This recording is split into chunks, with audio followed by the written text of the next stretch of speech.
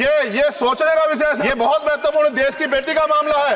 ये हरियाणा की बेटी नहीं है सर, वो एक जात की बेटी नहीं है, वो हमारी बहन है, देश की बेटी है। एहसान क्या क्या?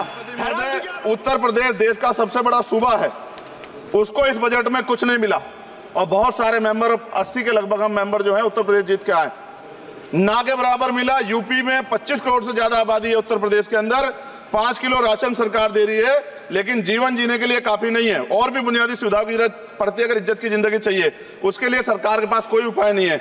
यूपी जब एक बड़ा राज्य है, लेकिन यूपी में भाजपा सरकार की विकास गति बहुत धीमी है। हमारी सरकार से, केंद्र की सरकार से मांग है, हमें यूपी की सरकार की चिंता नहीं है, लेकिन यूपी की जनता की चिंता है। मैं मांग करता हूं कि यूपी को 4 भागों में विभाजित किया जाए। डॉक्टर बाबा साहब अम्बेडकर ने कहा था 1995 में, उनकी बुक है थॉट्स ऑफ लिंग्विस्टिक स्टेट, किताब में कहा था राज्य जितना छोटा होगा, राज्य की प्रगति उतनी होगी, जनता को रोजगार मिलेगा और जनता का जीवन संपन्न होगा। मोदी, एक बात मुझे आपसे कहनी है, आपने भी ये विषय उठाया था जब आप अपनी बात रख रहे थे, शेड्यूल कास्ट के साथ जो धोखा किया गया सुप्रीम कोर्ट के जरिए, आप इस बात को इस तरह समझे। 1.5 साल पहले मैंने मांग की थी, अगर इतना हितैषी हमारे लोग होते तो जब ईडब्ल्यूएफ 10% दे सकते हैं तो 5% शेड्यूल कास्ट के उन जातियों को दिया जा सकता था, लेकिन दृढ़ संकल्प और इच्छा शक्ति नहीं है गरीबों के उत्थान की। साथ साथ ओबीसी की जातियां, उनको भी दिया जा सकता था। ये जो हमारे साथ खेल किया गया है, ये खेल जो है, इसमें बहुत गुस्सा है। सरकार को संज्ञान लेना चाहिए और सत्ता और विपक्ष दोनों जो है अपना स्टैंड क्लियर कर दें, क्योंकि दलित समाज, आदिवासी समाज इसको देख रहा है। वो भूलेगा नहीं, जो उनके गले काटने का काम करेगा उनको भूलेगा नहीं। और साथ साथ एक जो मेरी पर्सनल है सर, अभी मैं सुबह से प्रयास कर रहा था कि विनेश के लिए बोलूं। जब उसको डिस्क्वालीफाई किया गया, विनेश या नहीं, लेकिन ऐसा लगा जैसे हमें चाकू घुसेड़ दिया गया। मेरे आज भी याद है, उस प्रोटेस्ट में मैंने रातें काटी हैं और 4-4 गोली खाई मैंने।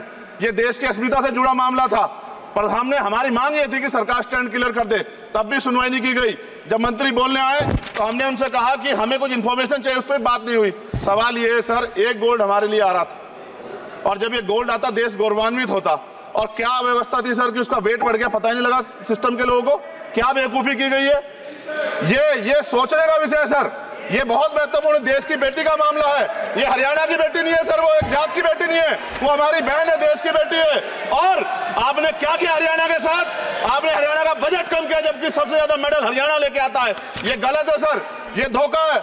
हमें इस बात की तकलीफ है कि विनेश जो है देश का नाम गौरवान्वित करती, इस देश का नाम बढ़ाती, लेकिन आज जो है अपमान का सामना करना पड़ रहा है। जब हमारे हितों की बात होगी हम जो है समझौता कर सकते हैं, लेकिन जब देश के हितों की बात होगी, बाबा साहब अम्बेडकर ने कहा था हम प्रथम और अंत्य भारतीय हैं। जब देश हितों की बात होगी, महिला हितों की बात होगी, महिला सम्मान की बात होगी, हर हम कीमत चुका देंगे। सरकार के मंत्री ने क्या कहा कि हमने इतने पैसे दिए, एहसान क्या क्या?